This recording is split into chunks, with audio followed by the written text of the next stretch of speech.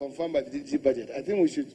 Ministers, permanent secretaries, and representatives of other agencies of government are before the Joint National Assembly Committee on Appropriation.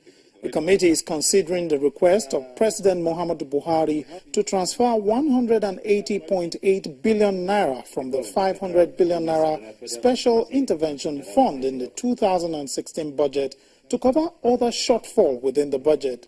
The lawmakers called on the special advisor to the president on social investment to speak on the Special Intervention Fund. We give you the whole 500 billion, half a trillion, for you to handle. So by now, Mr. President himself said we should take money from that vote. We want to hear from you.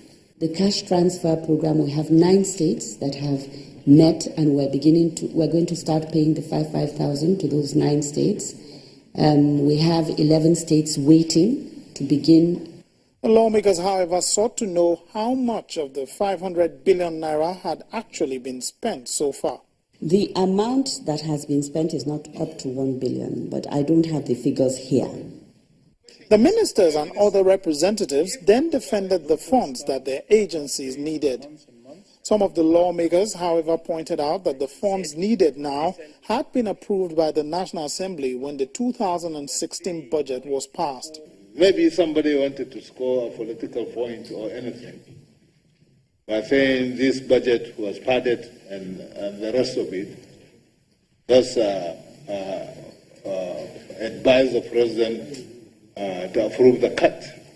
And now we have this problem in our hands. The lawmakers, however, say they will complete work on the document soon. We'll work very, very quickly to ensure that these reports are laid before the 2 chambers. Letters by next tomorrow, so that this will be quickly carried and approved to ensure prompt release of funds.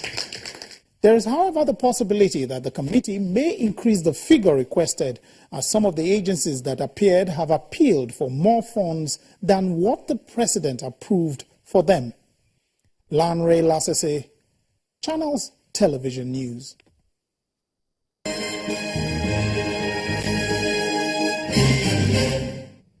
Welcome back. Mr. Etok, you were...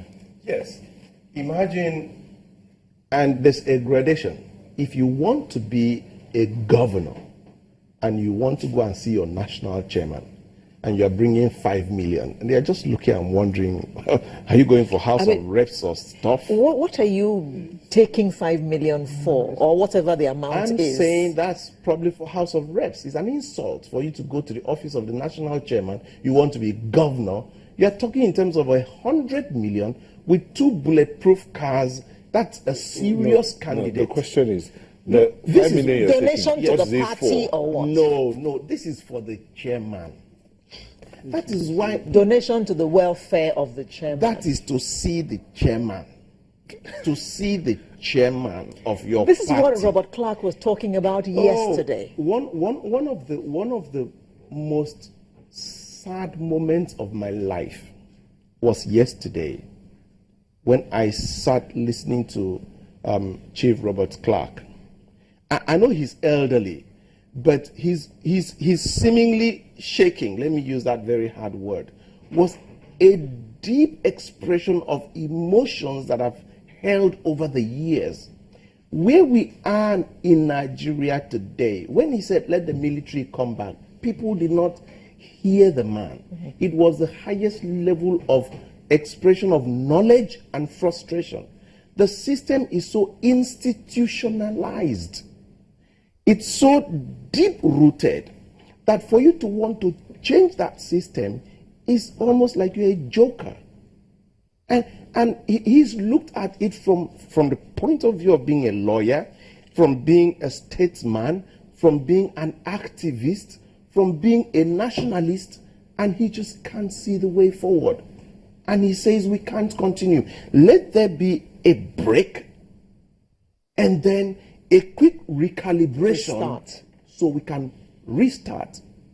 And one of the things that really concerned me was, as true as it was, as factual as it was, I asked myself, Ngetok, is there an alternative to this process, because military intervention will solve the problem if, one, we have the right nationalists and not another set of adventurists.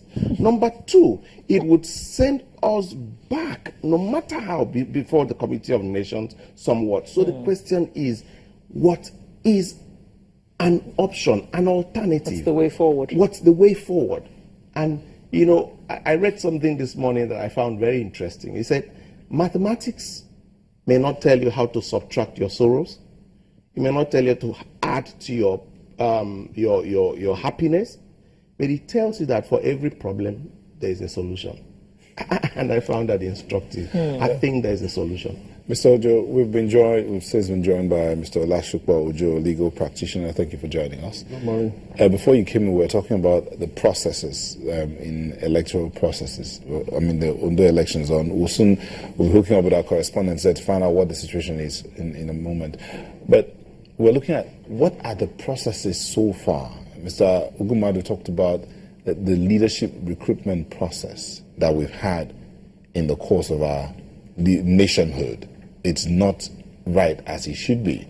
And then he came as up far with, as political parties as far are as concerned. political parties are concerned. And then Mr. Inyaito talked about the fact that it's more like highlighting the issues graphically, that for you to even become a leader, member, get elected in any position, you have to go see the national chairman. Pay tribute to the national chairman. And there are levels. There's a local government chairman, there's state chairman. But for you to get a position in the local government, you have to go and see the national chairman. But what's your take? Well, I think the matter speaks for itself. When someone engages in a project for 10 years, 20 years, 30 years, 40 years, you are going 50 years, even and above, and you are still yet to make any meaningful headway. You're always taking 2 steps forward, 1 step backward, 1 step forward, 2 steps backward. Then there's need to have a rethink. You need to rejig the system. When I was CDHR president, I got to office one day and I requested for the file of press statements since the 1990s. I went through it one after the other. At the end of the day, I said we have wasted years and times, because most of the press statements were talking about the same thing, only the signatories are different. That means this country has not really moved. We have been practicing system that maybe we only copy and paste from somewhere without ever bothering about our own peculiar local circumstances. I mean, we have countries in this world that are still practicing oligarchy, for Christ's sake. And they are moving. Some of them are blending oligarchy with their own kind of own system. And it is working for them. I was in UAE. I saw what the guy is doing there. You see the king there. And things are moving. Why must we copy and paste and go on? People are talking about having two bicameral legislation is too costly and all that. I said, who forced it on you? Why don't you copy and paste the right thing? The right thing. Because that is not happening. So I think there is a serious problem, and you cannot continue doing the same thing and expecting another result. That's what we have. Electoral system, electoral processes, you cannot find laws. You can have a lot of things, and I pity America. Because now, they are getting to know what democracy really means. Because in Nigeria here, our thinking has gone beyond their own. The kind of what we know about democracy, they don't know. We have dissected it in Nigeria. Our politicians, they have reduced it to its elements, spread it on the table, begin to pick which one they want to pick at what time, for what purpose, to achieve what. So you can use democracy to frustrate democracy. And that's what is going on. The political party system is part of democracy. So there is a way you can also rejig it, use your own party to frustrate another party, create crisis there, then use the courts. You have people already paying lawyers in advance for work yet to be done. In essence, you need a situation where everybody will have this mind that we want this system to work. If there are people who want to frustrate the system, who want to exploit the system, or who want to actually sabotage it totally, then we are not going anywhere. And in such a situation, if it's a company, for instance, in such a situation where the shareholders need to meet and say, hello, this project is not working. We need to look at our investment. Shareholders being Nigerians. Yes, Nigerians need to sit back and say, this system is not working. Look at the structure. Get architects to look at those structure and look at the defects. And also there are many architects, political architects. They have been bringing all these problems to the forefront every time. But it's as if people are just nonchalant. Because those who are benefiting most from it are not going to allow they any change. They are in power. They are the ones who can make the change possible. So they are blocking Malaki, in light of what